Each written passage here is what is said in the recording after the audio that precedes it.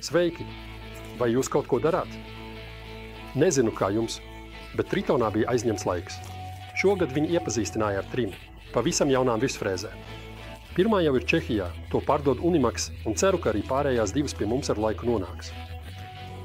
Pirmā ir tāds – mazs kombinēts aparāts. To jums drīz parādīšu. Un pārējās 2 ir lielas frēzes ar jaudu 2400 vatu. Viena no tām būs leģendārā modeļa TRA 001 pēctece. Tātad tai būs kārtas numurs 002. Un otrai arī vajadzētu būt tādai kā pēctece, bet modelim, kas ir populārs vai bija populārs galvenokārt Amerikas Savienotajās valstīs, tas bija no zīmola Porter Cable. Arī par to esmu diezgan zinkārīgs. Tā ir tāda stabila, robusta bāze, un tajā tiek ievietots liels motors. Bet tagad pievērsīsimies šai. Tas nāk šādā robustā koferī, ar metāla aizdarēm un parastām eņģiem, kur ir arī metāla tapa. Tāpēc to varat atvērt, piemēram, 1000 reižu, un tas nesalūzīs. Un šeit, iekšā ir tā skaisto. Hand noteikti kādam atgādinās.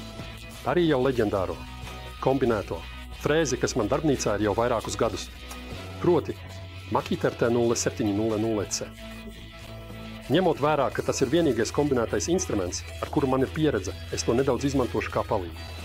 Es izveidoju šādu sarakstu, no kura ir skaidrs, ka aptuveni puse lieta man vairāk patīk Tritonā, un otra puse, es teiktu, ka ir labāk atrisināta Makitā. Čemodāns. Kad es pirku to Makitu, es domāju, ka to varēja iegādāties atsevišķi vai arī sistainerē. Es to iegādājos tajā kastē. Un iekšpusē ir tikai tāds tekstila organizators vai kā to nosaukt. Un tajā viss ir kaut kā salikts kopā. Tas man vispār nepatīk. Manuprāt, tas ir tiešām nepraktiski. Tātad, ja man būtu iespēja izvēlēties, es labprāt izvēlētos sistaineru, bet ar kārtīgu. Iekšpusi ar kārtīgu ielikni. Vai vienkārši šādu vienreizēju koferi. Nākamā lieta ir cena. Toreiz. Tas komplekts noteikti bija dārgāks nekā šodien maksā Triton, bet es teiktu, ka tajā piedarumu bija nedaudz vairāk, tāpēc es teiktu, ka cenas ziņā tas varētu būt salīdzināms. Starp citu, šo frēzi, kaut arī varbūt zilā krāsā, var iegādāties arī šodien. To pārdod arī Unimax. Ko īsti nozīmē šī kombinētā iekārta? Nu, tas nozīmē, ka jums ir motoru vienība vairākas bāzes, un jūs varat tās savstarpēji mainīt. Apskatīsimies uz to Tritonu. Tas šobrīd atrodas tā sauktajā iegremdēšanas bāzē. Un, ja es to šeit atbrīvoju, tad varu izņemt motoru vienību un ievietot to šādā apgriešanas vai malas bāzē. Turpināsim tālāk. Anti-restart funkcija. Tas man ļoti patīk pie Tritona. Man tas ļoti pietrūkst par Makita. Nezinu, vai jaunākajiem izstrādājumiem tas jau ir, bet šim tas nav, un man tas vienmēr rada bailes. Es to pārbaudu vairākas reizes, kad to pieslēdz pie kontaktlīstas. Vai tas nejauši nav ieslēgts, lai tas vienkārši nesāktu darboties. Šeit tas ir atrisināts, pat ja tas būtu ieslēgts, un jūs ievietotu kontaktdakšu kontaktlīstā. Nekas nenotiktu. Jums tas būs jāizslēdz un pēc tam atkal jāieslēdz, un tikai tad tas sāks darboties. Tātad, jums ir kontrole par to, un tā ir patiešām ļoti laba funkcija. Kas man pie Makita pietrūkst? Papīros Triton ir jaudīgāks. Tam ir motors ar 880 vatu jaudu, kamēr Makita ir 710 vatu. Un kā redzat koferī, šeit ir standarta. Paralēlais vadotne, kas ievietojas iegremdējamajā pamatnē. Makita tas nav iekļauts pamata aprīkojumā, bet to var arī iegādāties atsevišķi. Starp citu, tas no Triton arī der. Tur tas ir izdomāts nedaudz savādāk. Tas ir caur adapteri, lai varētu izmantot paralēlo vadotni. Gan iegremdējamajai pamatnei, gan apgriešanas pamatnei. Kamēr šis, kā es saku, ir standarts, kas der dažādām iekārtām. Tam ir tikai viens trūkums. Jūs to nevarat izmantot apgriešanas pamatnei. Daļai tā funkciju pārņem šis vadotne. To jūs arī zināt no Makitas. Kur ir gultnis? Tāpēc ar šo jūs varat atrisināt gan kopēšanas gultni, gan arī kā paralēlo vadotni, ja vēlaties veikt, piemēram, kādu pusspraudu. Pāriesim pie citām Triton priekšrocībām. Mikroregulācijas kloķis. Jā, tas ir iespējams. Lielākais plus šai kombinācijai, īpaši šai iegremdējamai pamatnei. Jums ir augstuma regulēšana ne tikai klasiskā veidā, vienkārši nospiežot, bet arī mikroregulācija ar šī riteņa palīdzību. Un turklāt, kā tas ir ierasts Triton, ir arī kloķis, lai jūs to varētu vadīt no augšas, ja to ievietojat frēzēšanas galdā. Pat šāds salīdzinoši mazs augšējais frēzis var pārvērsties par stacionāru apakšējo frēzi, ja to vienkārši ievietojat kādā plāksnē. Tas stiprinājums ir atkarīgs no jums. Vai nu jūs iegādājaties jau gatavu plāksni, kas ir iepriekš izurta tieši šim tipam, vai arī, protams, varat to izdarīt paši. Es kādreiz arī izmantoju makitu no apakšas, un tas iestatījums tur, protams, nav ne tuvu tik ērts. Vai precīzs, kā Triton ar to kloķi. Revolveru pietura. Šeit Triton ir 4 dažādas augstuma pozīcijas, un tās ir sadalītas pa 5 mm. Un jūs nevarat tās mainīt. Makite ir 3 pozīcijas, un jūs varat tās regulēt. Godīgi sakot, es to regulēšanu izmantoju tikai vienu reizi, un kopš tā laika man tas ir vienmēr iestatīts vienā. Bet es saprotu, ka, piemēram, sēriju ražošanā ir noderīgi, ka varat vienkārši iestatīt precīzu savstarpējo attiecību, lai viena iegremdēšanu veiktu noteiktā dziļumā un otra līdz. Precīzi noteiktā, 2. vai 3. dziļumā. Tas šeit nav iespējams, bet es domāju, ka lielākajai daļai parasto lietotāju tas ir. Ērtāk. Jums ir 4 dažādas pozīcijas, un jūs zināt, ka tas vienmēr ir precīzi 5 mm uz augšu vai uz leju. Vēl viena lieta, kas Triton ir labāka nekā makita, ir uzmavu izņemšana, jo tās ir atbalstītas ar atsperi doptajā vārpstā un var ļoti viegli izņemt. Tās būtībā pašas izlec ārā. Kamēr makita, ja jums tāda ir, jūs man piekritīsiet. Dažreiz ir neliela problēma – izņemt uzmavas. Makite ir 6 un 8 mm uzmavas, bet šeit jums ir 6 veseli. 35 mm tātad ceturdaļas kolas un 8 mm uzmava. Par ceturdaļas kolu, jo zinu, ka daudzi no jums necieš. Imperiālās mērvienības. Uzņēmums, kas šodien pieder Triton zīmolam, ir britu, tāpēc caur Unimax tiek importēti arī instrumenti. Ar ceturdaļas colu kātu, un tie bieži vien ir par ļoti labu cenu.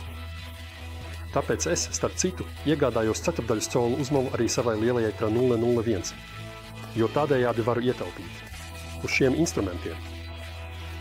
Vai nākotnē būs pieejama arī 6 mm uzmava, to nezinu, bet pilnībā to neizslēdzu. Jebkurā gadījumā, protams, es šeit ceturdaļas colu uzmavā izmēģināju. 6 mm kātu. Šķiet, ka to tur var nostiprināt, tas nekustas un neizslīd, bet kad to ieslēdzat. Redzat, ka tas ir nedaudz šķīps, tāpēc.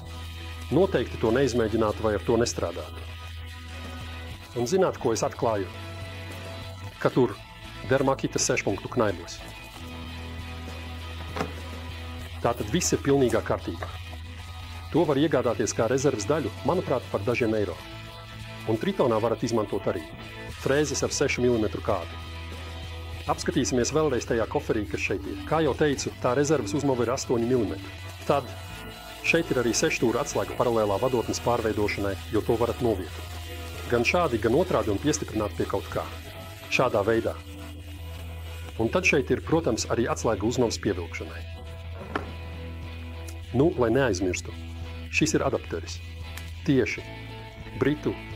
Rozetēm. Tas nāk ar uzstādītu adapteri. Tāpēc nebaidieties, jums tas ir jānoņem. Un zem tā slēpjas Eiropas vai, ja vēlaties, Čehijas kontaktdakša. Tātad ir laiks runāt par tā sauktajām trūkumiem, vismaz salīdzinājumā ar makitu. Es teiktu, ka motora stiprināšana pie atsevišķām bāzēm ir nedaudz mazāk eleganta, jo kamēr makitei ir ātrās stiprināšanas sistēma ar šo ekscentru, kur vienkārši atverat un izņemat. Tritonam tas ir atrisināts ar skrūvi, kas ieiet koniskajā caurumā. Ievietojiet bāzi un skrūvējiet. Caurums ir diezgan dziļš, tāpēc jums ir daudz jāskrūvē 4 līdz 5 reizes, un ir nepieciešams to kārtīgi pievilkt, lai tur patiešām nebūtu nekādas vaļības. Frēze atnāca sausā stāvoklī. Tas nozīmē, ka tā diezgan ķērās, jo šie stabiņi bija pilnīgi sausi. Tur iespējams ir bronzas uzmavas, tāpēc es pieņemu, ka ar laiku tas nolietotos. Un darbotos gludi, bet tomēr es to nedaudz iesmērēju ar teflona smērvielu. Un tagad tas darbojas daudz labāk. Man patīk, ka šeit ir 3 metru garš un gumijas kabelis, bet tā kā es esmu pedants. tad domāju, ka ir žēl, ka tas iet tieši šajā pusē, kur ir mikroregulācija. Jūs varat tam piekļūt, bet tomēr šis kabelis šeit nedaudz traucē. Man, piemēram, vispār netraucētu, ja tas ietu uz šo pusi. Vismaz man būtu slēdzis šādi vērsts pret mani. Bet tas nav iespējams, jo pamatne ir pielāgota šai fiksācijas pogai. Bet man ienāca prātā, jo šeit apakšā, līdzīgi kā leņķes līpmašīnai, ir simetriski 4 skrūves. Kā, ja tās atskrūvētu, tad varbūt šo apakšu varētu pagriezt par 90 grādiem. Un tad man tas būtu tieši tā, kā man patīk. Protams, jāuzmanās ar garantiju. Abām frēzēm ir apgrieziena regulēšana ar ritenīti no 1 līdz 6, un šīs vērtības nedaudz atšķiras. Makita modelim, ja nemaldos, ir no 10 līdz 30 000, kamēr šeit ir apmēram no 11,5 līdz 31 000.